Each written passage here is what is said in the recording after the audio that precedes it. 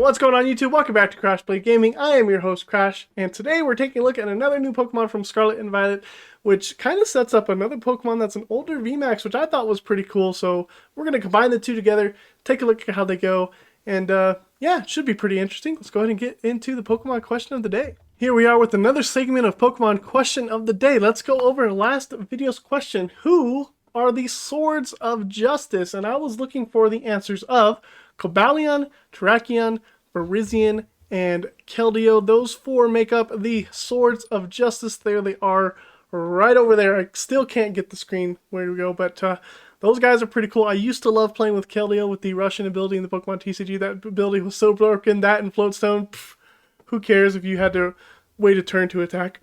Keldeo said, I don't. Anyways, so congratulations to Progenitus, Ban, Victor. You three were able to correctly guess the Pokemon question of the day, and that gives Progenitus 3 points. So I will be sending you some code cards at some point when I get a chance to, so be expecting that.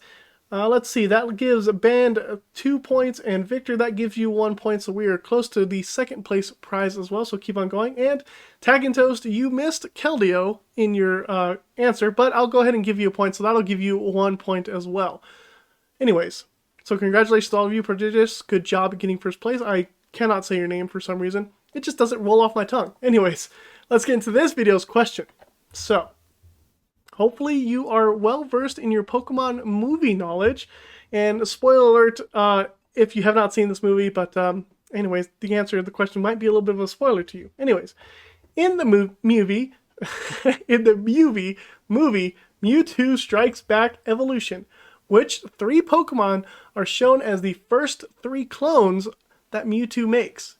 Go ahead and leave your answer in the comment section down below. Be the person to get all 3 Pokemon, you'll get yourself a point. And if you happen to be banned that gets it, you will win the second place prize, and all of the points will reset, and we will start on over to get people some code cards on Pokemon TCGL. So yeah, good luck to everybody, and put your answers in the comment section down below. While you're there, go ahead and like the video, subscribe to the channel if you're new, and let's get into the deck list. We're finally taking a look at Banette EX here with the Everlasting Darkness attack. For 1 psychic energy, does 30 damage, and during our opponent's next turn, they cannot play any item cards from their hand, which is synergistic with the Poltergeist attack. For 2 energy, does 60 damage, times the amount of trainer cards that our opponent has in their hand. So if they have 2 trainer cards, that does 120. If they have 4, 240. And so on. If they have 5, you're doing 300 damage, which is actually really good. And I hope you guys enjoy the new layout that we have here. We're going to talk about this in a second. This is the prototype. Probably going to be adding a little bit more things to this as well.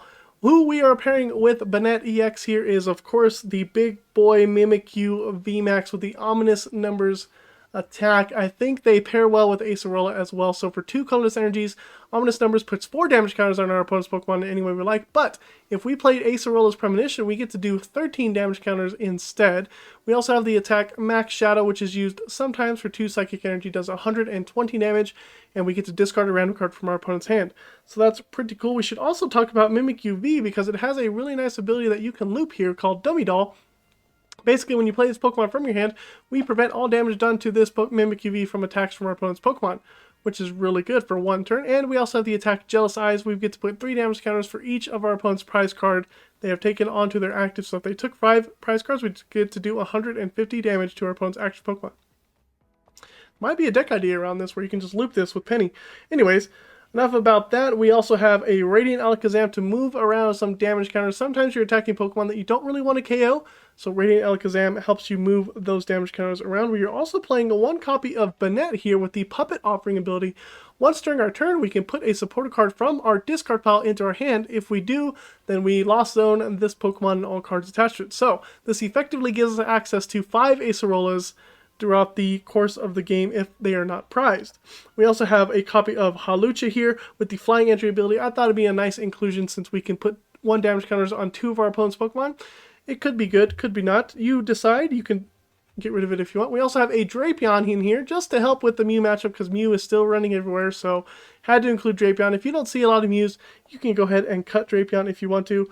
Of course, we have the Bibarel line here, a 2-2 line of our Bibarel, and 1 Skwovet.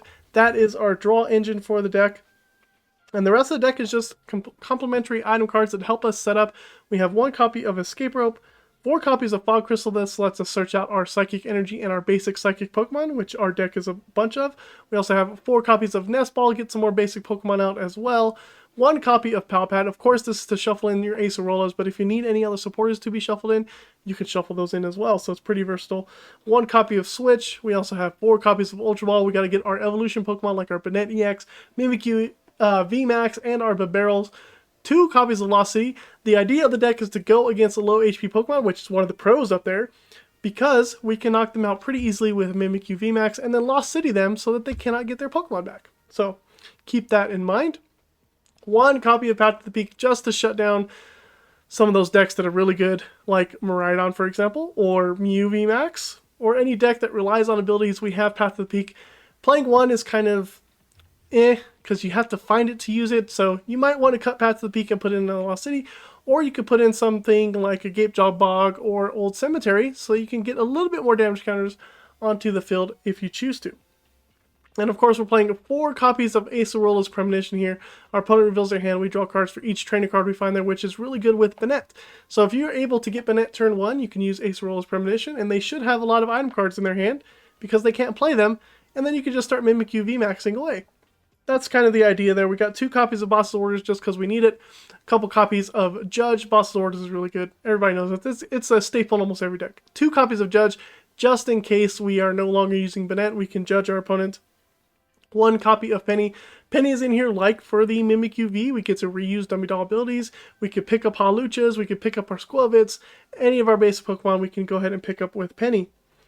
2 copies of Professor's Research. We're not playing a lot of Professor's Research because we're really relying on the Acerola Banette lock combo.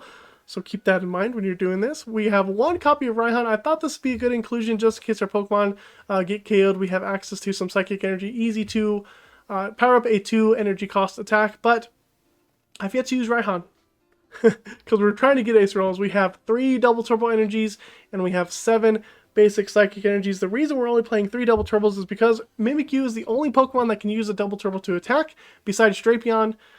You could limit the double turbos and just play all psychic energy if you want, but then that limits your ability of using Mimikyu VMAX in 1 turn without having to charge up and use Raihan and so forth. So anyways, that is the entire deck.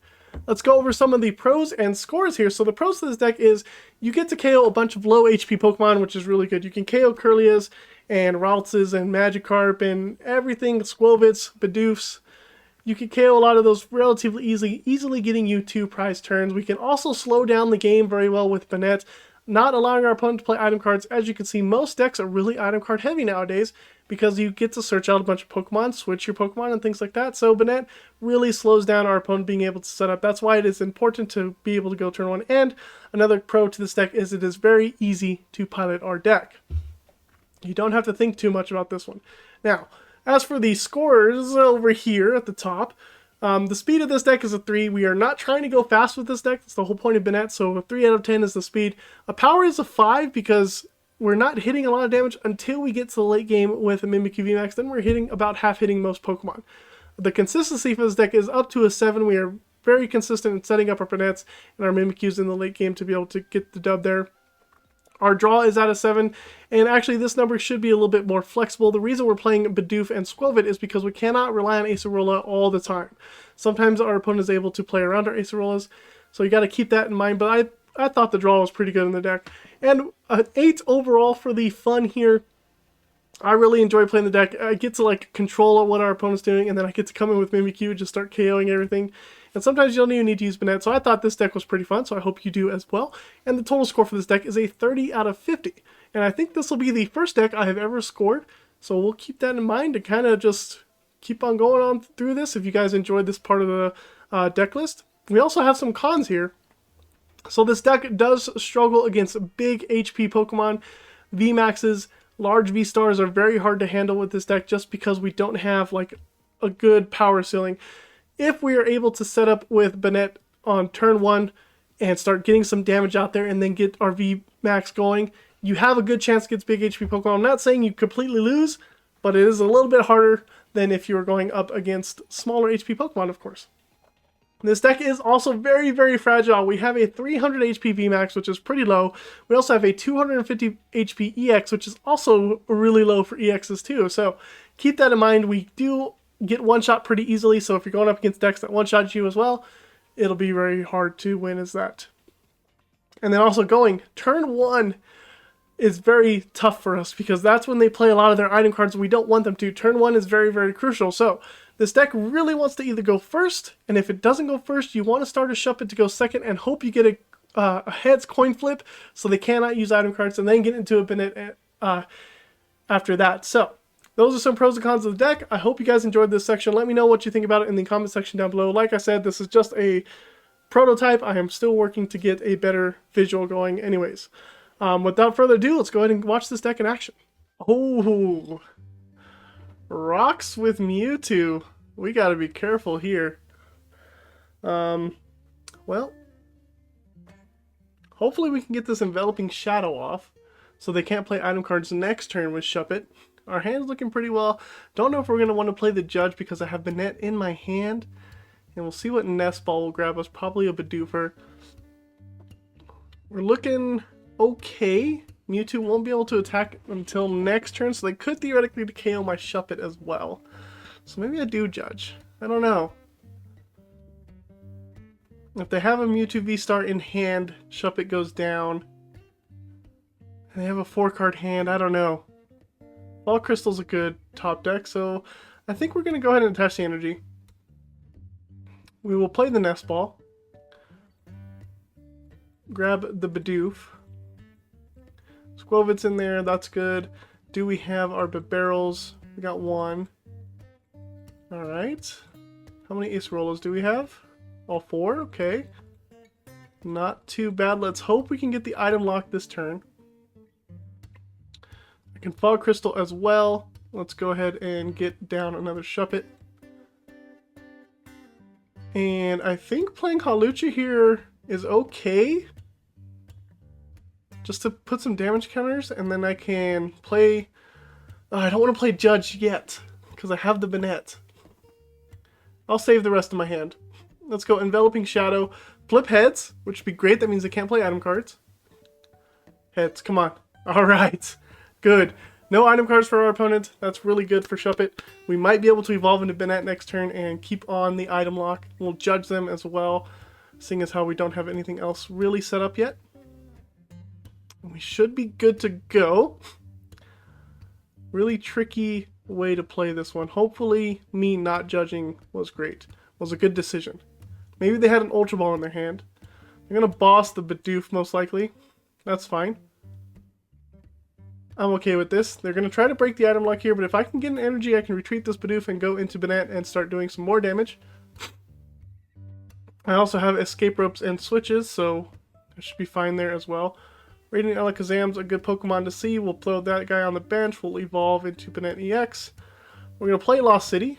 We're going to play down the Hawlucha. Just get rid of our hand so when we judge, we don't really draw into anything else. And judge. Limit our opponent's hand, and we do find an energy, which is great. Let's go ahead and attach that there. Retreat into Banette. We also found an Ultra Ball for Bibarel, and that's exactly what I'm going to go get. I know I lost 2 supporters there, but it's okay. Bibarel is a good support Pokemon. Let's go ahead and Industrious Incisors. And now we're going to be looking for Acerola and Mimikyu. Those are not it. Let's go ahead and Everlasting Darkness. No item cards for you. I don't think Mewtwo V-Star can hit 250 with just 2 energy. I think they need 3. And they're going to have a tough time getting rid of some energy, that's for sure. We might actually... How much HP do you have left? 180. If they have 3 trainer cards in their hand, we can Poltergeist and get the KO. Food for thought. However, 3 of these 4 cards have to be trainer cards. So that'll be a little bit risky for us to do. Our hand isn't too great. We do have a research, but I don't want to lose these double turbos. That'll be a problem. What does Transfer Break do? Okay. Acerola. This will let me know if they have 3 trainer cards in their hand. So let's play Acerola. They do have 3 trainer cards in their hand. Perfect. That means I'm going to go ahead and do a Poltergeist. This will set them back quite a bit. We're going to go ahead and Ultra Ball away Shuppet Lost City. This will grab Mimikyu, so we can start getting that guy ready to go. Play down the Mimic. We'll use Dummy Doll, of course, just in case. And Industrious Incisors here. Draw a card. Boss's Order is not really necessary. Let's go ahead and Poltergeist for 240 damage. Oh, 180 damage, sorry. I saw the 0 to 240 and I went for it. We'll take prizes 3 and 6, put us up 2 prizes, Path to the Peak. We don't necessarily need Path to the Peak here. We're okay. They do have access to their trainer cards though, and I think one of them was a Nest Ball. They can't play Roxanne, which is good. We're not down to 3 prizes just yet.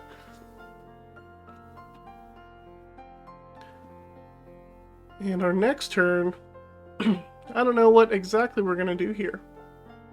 I think we're just going to continuously spread out the damage. They can use Cycle Draw. That's for sure. Moonkinesis does 30, 60, 90, 120, so we're not really afraid of a KO just yet. Level Ball's good. Did they have that in their hand? I probably should have remembered what they had in their hand. Maybe it's good. I don't know. We know they don't have much in terms of trainer cards. We know they have a Roxanne. That means we're only doing 60 damage. We can't get a KO just yet unless they have an additional trainer card in their hand, which they might offer this Cycle Draw. But I don't know if I care about getting a KO off of Cycle Draw.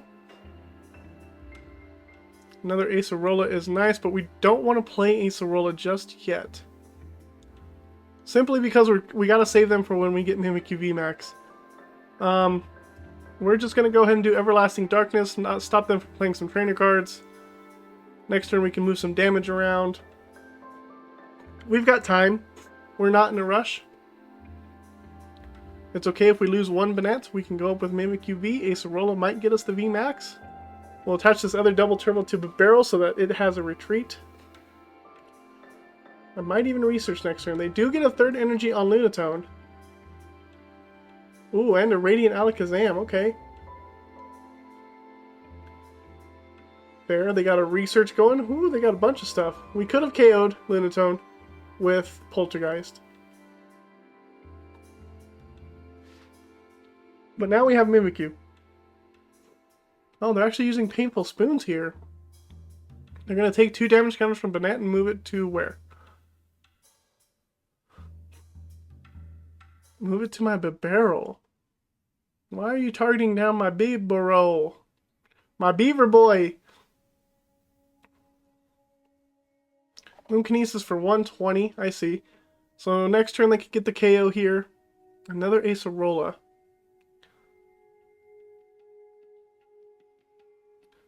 It is possible that I get Mimikyu VMAX off of this and then we can just start attacking with that.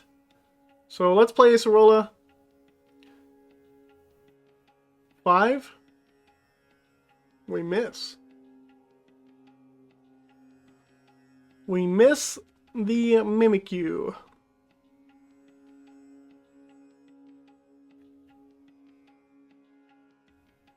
We'll play that guy. Let's go ahead and use Painful Spoons. I think I'm going to get the KO here. Let's move this to here and here.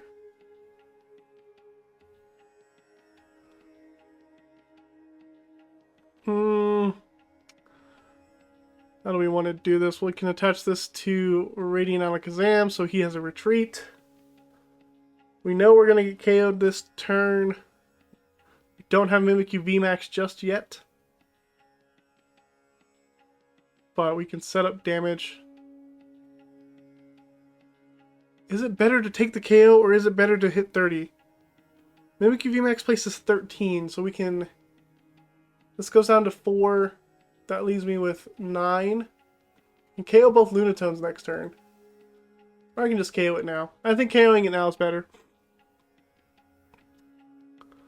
They have energy, another soul rock. Okay. 320 damage. We'll take prize number 5. A nest ball is good to see. That'll get us another Mimikyu. And we're going to want to finish off this game with our Mimikyu VMAXs. We have 2 Acerolas down though. 20 cards left. We have a Skwovet, which is good.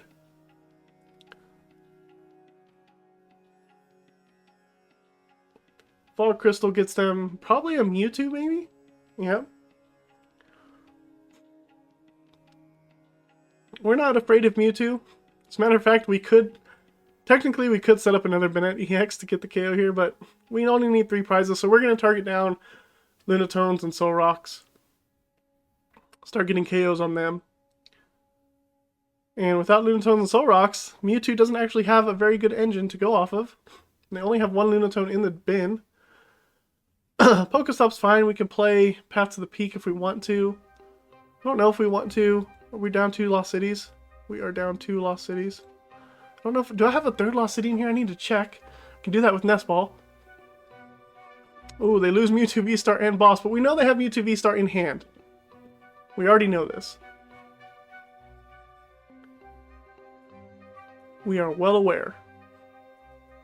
So this Banette's going to go down. We're going to use this Banette to get back an Acerola so that our opponent doesn't know we still have another one in our hand. The problem is we do have to draw into a Mimikyu VMAX.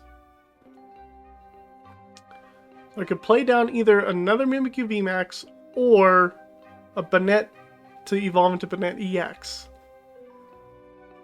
But I think Mimikyu VMAX is better. Ooh, that's perfect numbers. Perfect numbers here, hitting us for 120.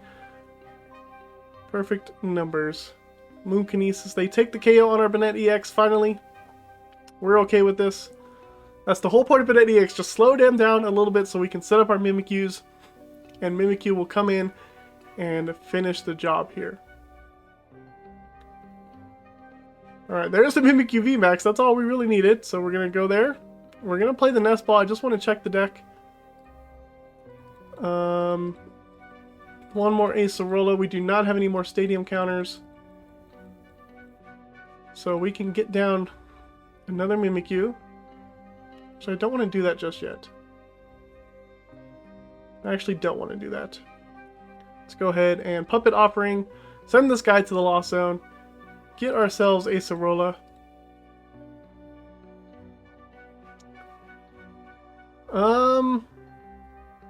And then we're gonna use... We don't really need to use Painful Spoons.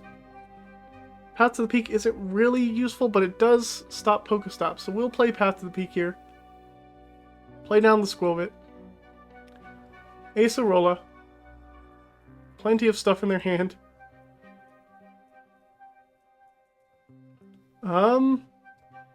We can go ahead and Nest Ball now. Let's just get down the Mimikyu. I know we're not going to get access to Demi Doll, but that's okay. We'll do that. We'll play this here. And the rest of our hand, we still have the other Acerola, so we want that. So 13 damage counters. Let's do it. 4, 3, that's 7, 9. Let's go. That means I need 4 there. And a few here. Lunatone's gone. We're not really threatened by Mewtwo V-Star just yet. Fog Crystal is interesting. Don't necessarily need that. How much does Mewtwo V-Star do? Star Raid 120 damage to each of us. Okay, they could Star Raid our Mimikyus this turn. Or they could do 90 damage, 180 to our Mimikyu VMAX. They could KO our Mimikyu V. Not really concerned about any of this. They did have Rescue Carrier for Lunatone. Ah, so they could KO our Mimikyu VMAX here.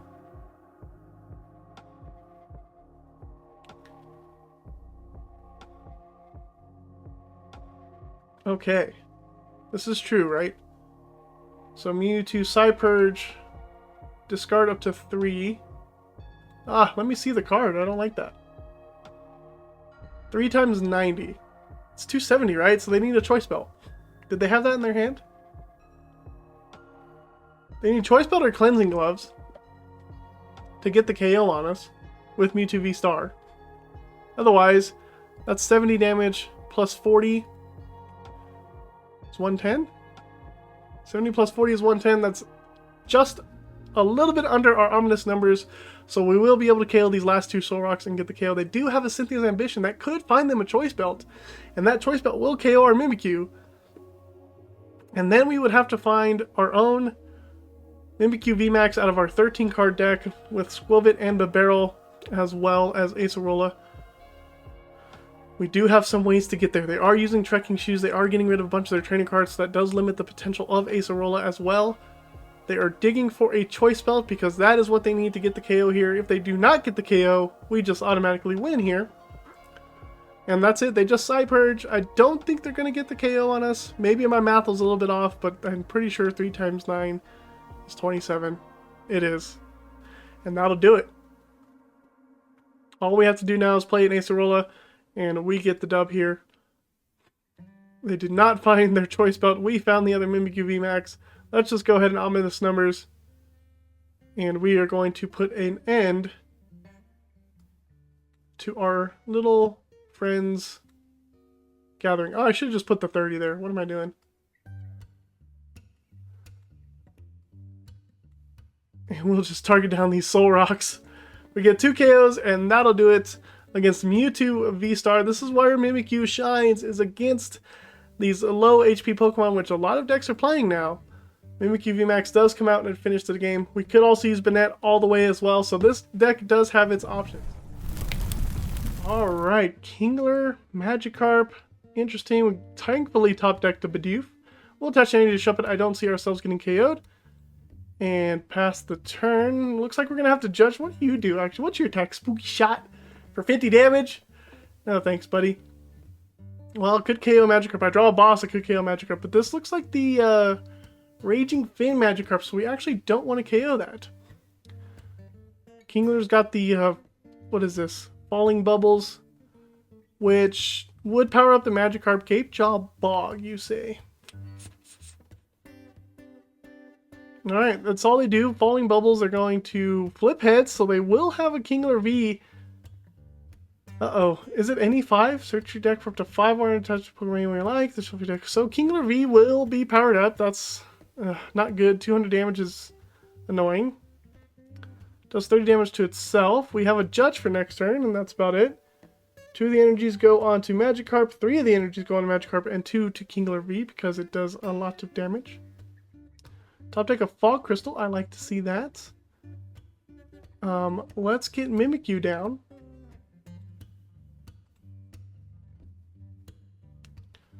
We'll take Mimikyu up on its offer.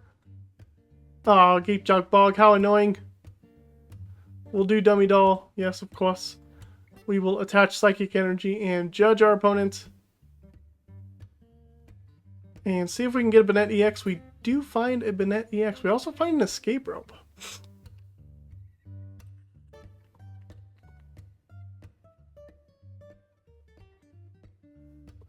Well, they can retreat it. Let's just go for the Banette EX. We have ourselves a research for next turn. Banette EX does take a hit, which is fine. I don't think, unless Kingler VMAX can KO, I don't know what Kingler VMAX does off the top of my head. So this could be a misplay here, but we'll do Everlasting Darkness. This will prevent them from having an Ultra Ball search or any item card searching going on. And we have a research for next turn. Oh, my leg hurts so much. We have a research for next turn anyways to be able to handle the situation of our 1-card hand. Hopefully we can get down a Bibarel VMAX and an energy. They attach another water energy. Does Kingler VMAX like have an attack where it's, oh man, you're gonna judge my 1-card hand, bro? My 1-card research hand was better.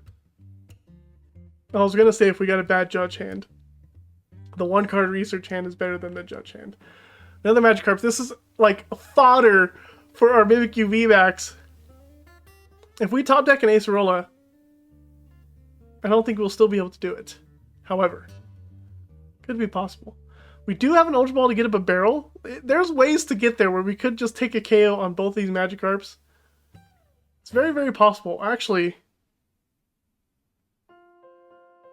Actually, I could just get Radiant Alakazam and do it. That's possible. Let's go ahead and evolve. I think I could just do it with Radiant Alakazam this turn. Play down the Hawlucha. We KO one Magikarp. I get a prize card. And I can Ultra Ball away the Shuppet and the prize card. Get Radiant Alakazam. That's okay. I'm going to research this turn anyways. Get Radiant Alakazam. And then just KO this other Magikarp. Which is hilarious. I think it's hilarious. This is fantastic. Sure, Game Dog Bog, you can do all the damage you want. Let's go Painful Spoons. We'll move some damage off of Kingler onto the Magikarp. And we get a 2-prize turn. Just like that. Take prize card number 3 since we took number 6. A Penny. We will get rid of that. We don't need Penny. Another energy is good for our Mimikyu VMAX. We'll play that. We're actually going to keep Gapejog Bog in play simply because it actually helps us. We'll get another Shuppet down. And we'll go with an Everlasting Darkness, getting good enough damage onto this Kingler to our next turn. Our VMAX still can't KO it, so just kidding. However, actually, no, we will. If we have Acerola, which we don't. If we get an Ultra Ball, we have Acerola. Irida. This guy's going to do 30 damage to itself. That puts it down to 120. So actually, VMAX can KO it. And then we're going to want to find another VMAX. Oh, they are evolving into the Kingler VMAX, though. And they do get a Nest Ball, which actually goes past Gapejog Bog. So this does 240. 30 damage to itself. Okay. So we're not actually that scared of Kingler VMAX. Kingler VMAX does not one-shot. Does not increase with however many water energies are around. So we're okay with this. Gmax Pincer does 30 damage to itself. It takes the KO. They have 230 HP remaining. I'm surprised they didn't use the Nest Ball, however. So we'll go up with Mimikyu VMAX. There's the Banette. We do have access to Acerola now.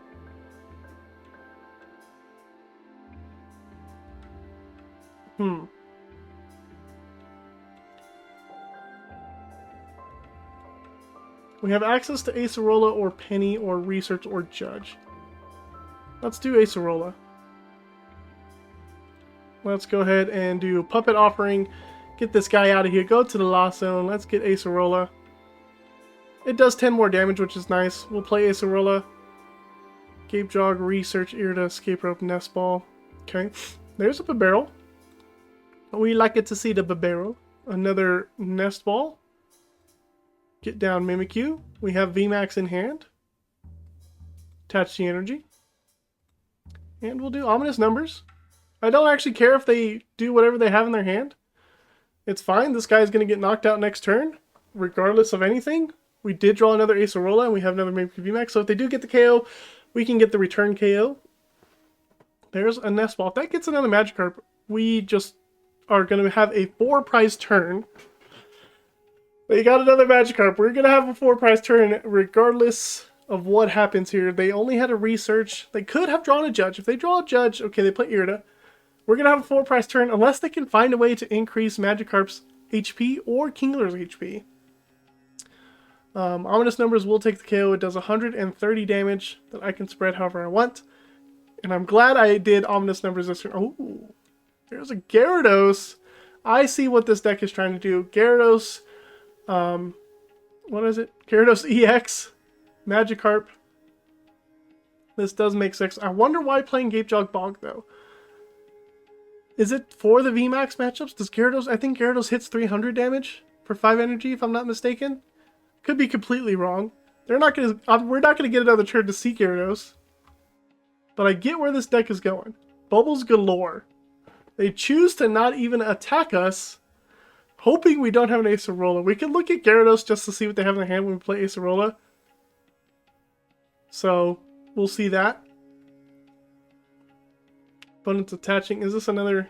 They get to do it just automatically instead of a coin flip. So 3 energy onto the Magikarp. They pass the turn. We have Acerola in hand. I'm just going to do some quick evolutions here. I feel like playing the game out just a little bit. Okay. Anyways, Acerola. Gyarados does 180 plus I think another 180 for 5 energy. So that's that. Ominous numbers. We're going to plop down 3 damage counters on Magikarp. And everything else is going to go right onto Kingler VMAX. And that is perfect numbers to take the KO on Kingler VMAX. We take 3 prizes. Doesn't matter at this point which 3 prizes we take. There's the Skwovet.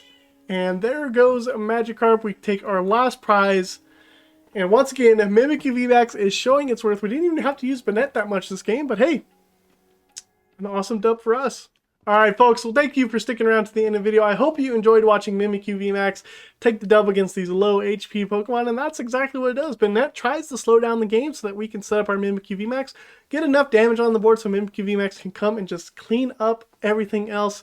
And that is what we did in the first matchup. The second matchup, Mimikyu VMAX just ran rapid because Magikarp has 2 low HP. But anyways, thanks for sticking around to the end of the video. I hope you enjoyed. If you did, consider subscribing to the channel and liking the video. And we will see you all next time on Crash Blade Gaming.